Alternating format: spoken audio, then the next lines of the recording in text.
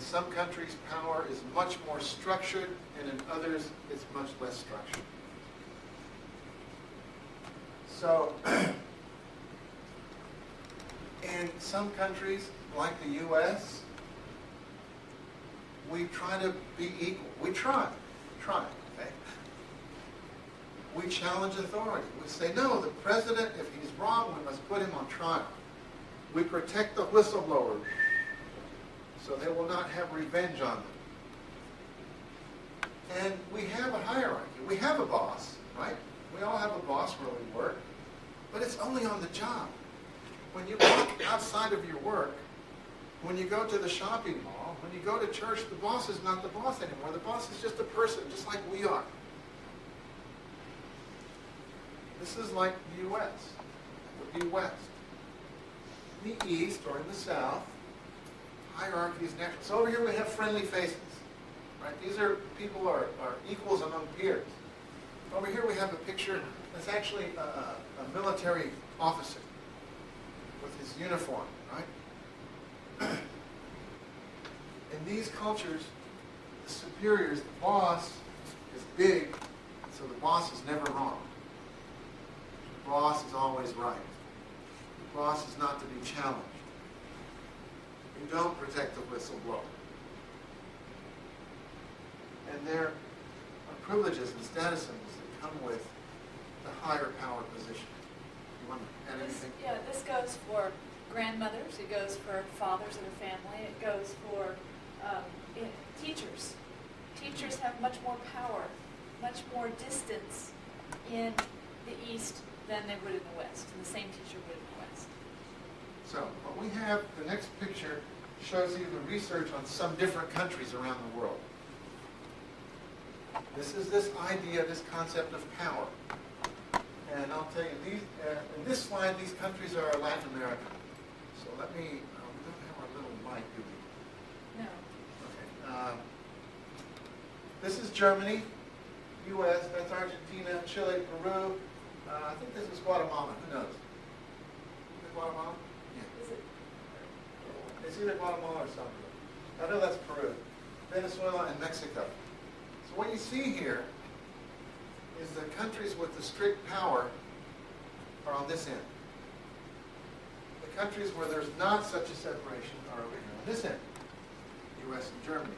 But we have different slides that will show you different countries. But essentially, you would have Western European countries over here, Eastern European countries over here. Asian countries would be over here. African countries would be on this end. Arab, Middle Eastern cultures are over here. Where the boss is a big boss. And again, as Cynthia said, that goes into family, that's parents, grandparents, it's school teachers, it's certainly in the workplace.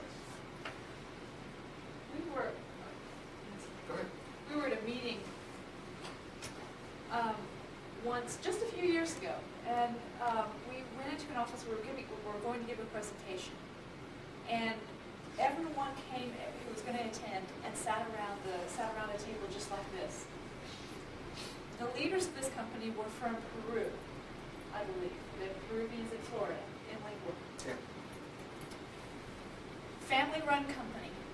The boss, the big boss, I guess he was the father, something like that, came in the room, but he had two helpers who brought in a separate desk. And he sat next to the door in his own very nice wooden separate desk with a nice chair, and his nephew, who was his helper, stood next to him throughout the entire presentation. It was like the king. The rest of the employees were sitting with us around the table, and he was off to one side behind his desk with his nephew standing at attention. So where did that put you as a company? Where did that put us? Well, we were the hired consultants. I mean, we had a different status altogether. But you could really see the hierarchy in this company. There's a chain of command. There's absolutely, Yeah. It's a Latin-run company. Very traditional. Okay, let me try to make this very realistic for you. Because we're in Dallas, Texas, and because we have in Texas many, many Mexicans, I want you to see how different is the U.S. and Mexico. It's a huge difference. Americans are not aware of this. Americans have no idea that a boss in Mexico has much more power and much more authority. That a grandfather in Mexico has much more influence over a family. It's like an Italian godfather than an American grandfather. That a school teacher is almost like the Pope. Any authority figure. Look at the huge difference between the U.S. and Mexico. So our idea with this information is to help you think about your own culture, what country you come from, what is your tradition, how is power in your country, and how is it here in the U.S., and how can this information help you relate better to Americans, relate better to people from other countries. You know, Americans are very informal. Immediately, if you have a name tag, they call you your first name. Immediately. You know, if you go to any event, they give you a name tag, and I've had these name tags where my first name is in big letters, and my family name is in small letters. And for many of us from other countries, that's awkward. You know, I don't know you. You shouldn't call me by my first name. I've had Asian employees that told me, we can never call you Edward. Please forgive us, we cannot call you that because it's too disrespectful to them.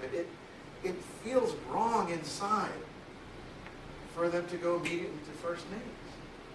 This is part of this, all right? In some societies, there is this separation of people. And it's not good and it's not bad, it's just different. So, I want you to see that and think about the implications here. I was engaged to this man, and we went to meet with family and do, his mom had been like my best friend. His sister had worked with me, this, that, and the other. We went and we were going to have dinner, and his mother sat over there, and he left me, and I didn't hardly see him the rest of the night. He fixed her plate, he sat by her, he asked her if he could do anything for her. And I'm like, I'm over here, you know. So needless to say, it ended up working out because he basically told me that it was his obligation and his duty To serve her. to serve her and see to her and his family first. Yeah.